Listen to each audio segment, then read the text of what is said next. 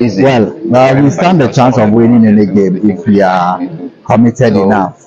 There are in teams case without the team talent. There are teams like without big names that let me say have won tournaments and games at this African Cup of Nations and previous ones. yes, So, if we are in the right shape and form and mentality, I'm sure it's possible. We can win any game.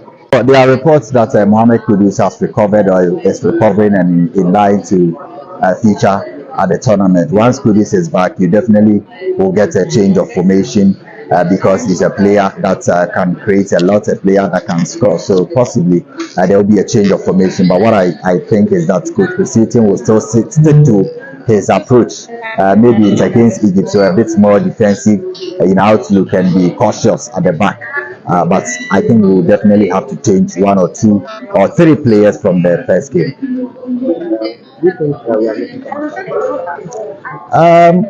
Definitely, he's a big player, and if you have him, he's always going to start or going to be a very instrumental part of the team. So we miss Thomas Partey, but Partey has been around. We've gone to tournament and exited in the group stages with Partey. So I don't think it's too big a blow. But of course, if he's around, you definitely know that he can create something out of nothing, and that's why you require big players. Ghanaians were actually sad that the team lost against Cape Verde in their opening game. But to some of us, it is not quite surprising due to what has happened in the last two AFCON opening games where Ghana have failed to win.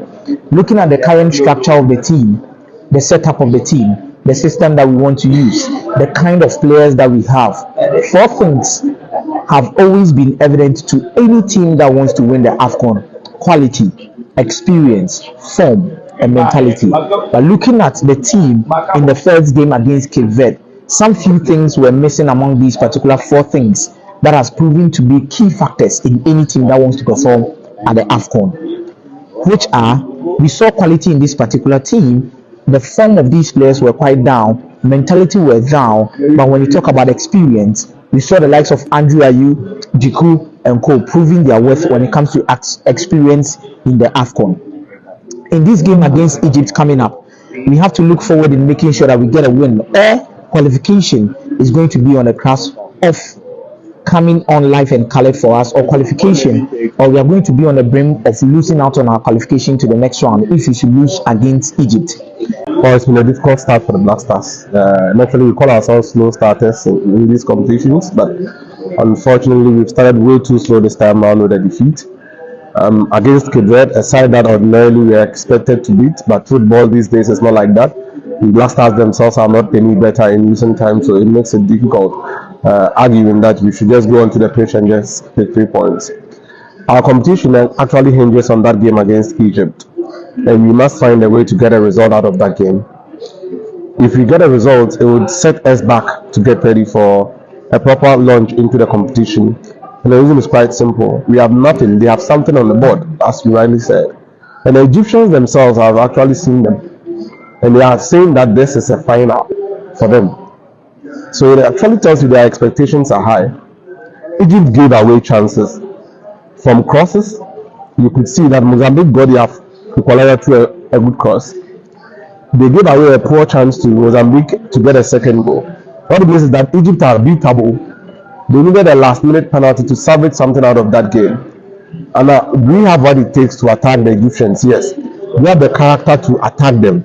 That is what I don't believe we do have. So we want to see fight, desire, passion, and some greater deal of intensity in their play when they come up against Egypt. Whatever Black Stars seek to do in this competition hinges on what they do on Thursday. And the draw results that have been coming through indicates that there's no minnow in the competition. And if you don't get a result, if you rely on beating, let's say we look to Egypt and then you want to beat Mozambique to qualify as one of the best third place teams, you might struggle because you would have 3 points and someone may end up with 4 and it could go against you. Obviously, Vincent, is going to affect you because take away everything. They are quality players. There have been nuisance about how well Thomas plays when he comes in here and all that. But there's one reality: he's a very good footballer, one of the best midfielders on the continent. He influences games.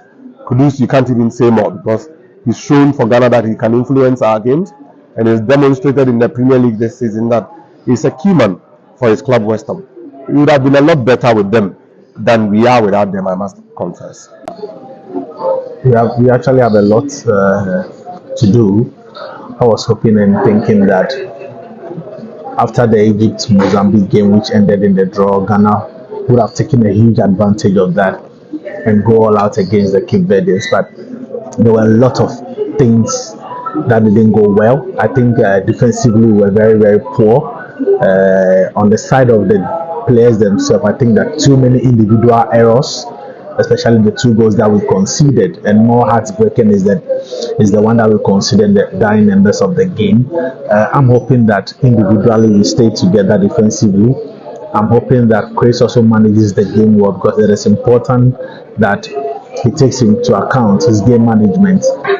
Also, I need the players to show a lot of commitment, because coming up against the Egyptians, it won't be an easy game. You look at Egypt from 2017, 2019, and to the last AFCON, they've been a very, very good team. They've won it. They've lost to Senegal in the last AFCON. So for them, this AFCON, actually, the target for them is to go out there and win it. So they'll come into this game knowing very well that a win against Ghana would secure their passage into the next stage of the competition. Because look at the way things are going. If you get 4 points, you could even qualify as one of the third best placed team. So it will be a very difficult game. One thing for sure, if you look at Ghana in recent times, results haven't been going our way. We are not beating the big teams.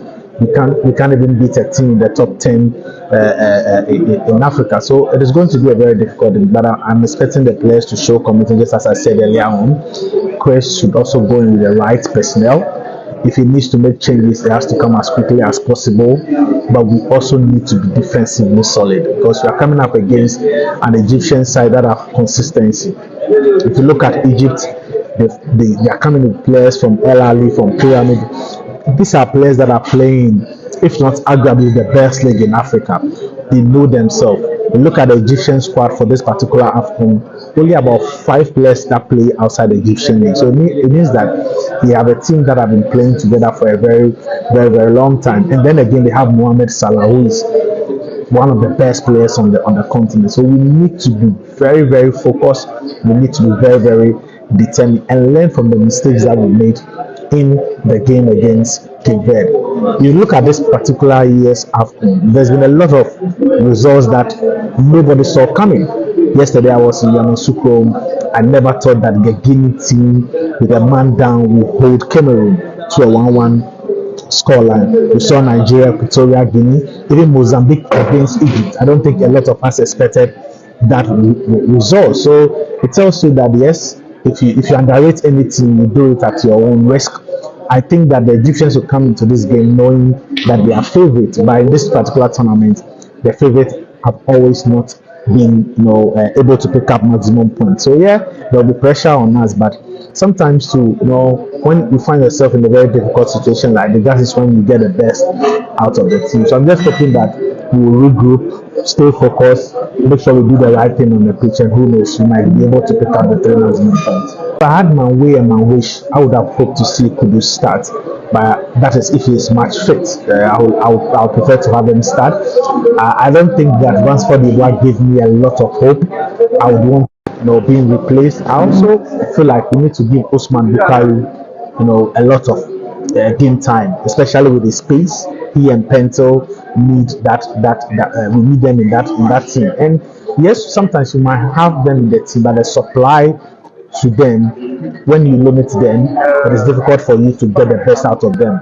They are speedsters, they can run, and in one-on-one situation, they are very, very good. So why don't you just get the ball to them on the front so they can be able to attack? So I would love to see Osman Bukari come in, and maybe probably Richmond Lampe, Lomoto as well, because I feel we need progressive passes in the game. Majid played well, but I don't think he gave his all. And truth be told, and he also lacked much fitness because at club level, he's not been playing a lot of games. So I think that if you're able to change a few things in the team, you might be able to go out there and get a needed win.